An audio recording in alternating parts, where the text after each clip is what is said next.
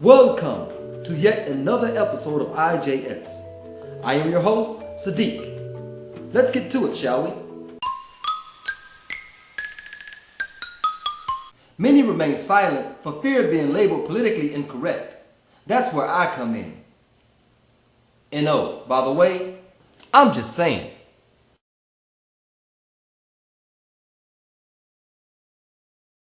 So I'm listening to a local radio talk show, and the topic was, are you smarter than an immigrant? The talk show host was quizzing the American public with questions from the updated immigration test. One such question was, who elects the president? The caller replied, the Electoral College. You, sir, are correct. My mouth opened as wide as it could in shock.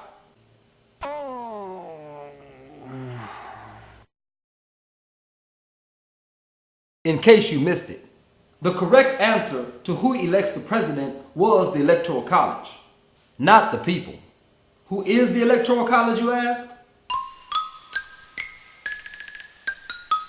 In order to answer this question, I would like you all to go to Wikipedia and search the term Electoral College, or just type in this link. In the first paragraph, you are given the who and why of the Electoral College. In the second paragraph, you are given the Electoral College's origin. Thirdly, you are given information about the Electoral College's historical applications. In Noam Chomsky's book, The Common Good, he explains why the Electoral College was formed and what role democracy plays in this whole matter.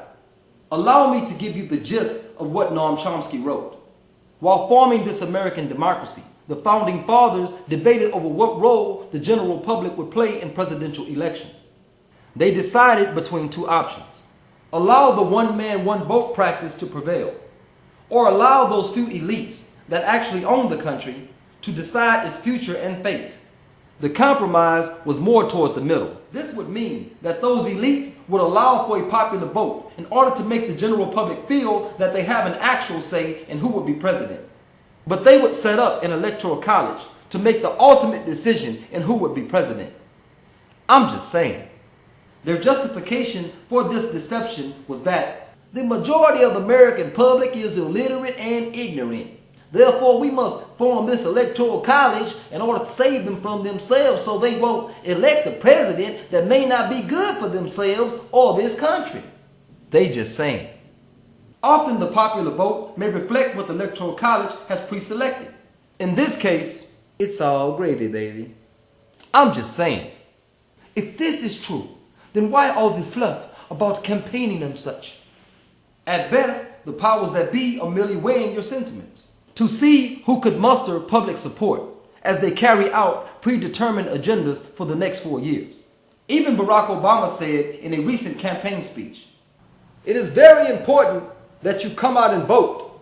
I would hope that you vote for me, but it is more important that you come out and vote." Did you just hear that?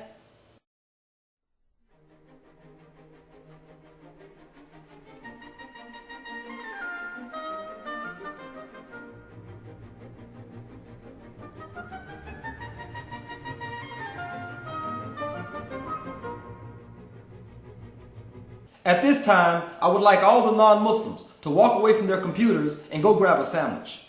But brother, what if they eat a pork sandwich?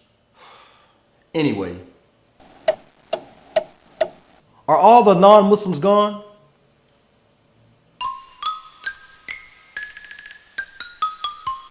So I'm guessing that only the Muslims and the FBI remain. Well, let me get into wardrobe before I continue. Muslims that are stuck on stupid won't wake up and smell the qahwa, even if it is tossed into their faces. These Muslims run around caucusing, voting in primary and general elections, unaware that the whole while their vote does not count. This is similar to a rat running around in an exercise wheel.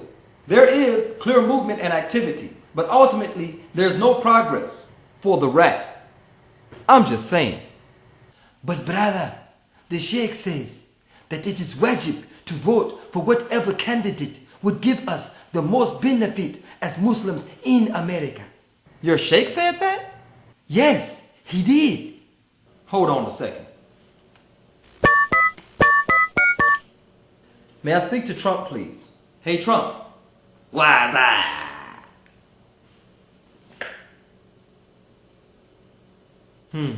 He said that.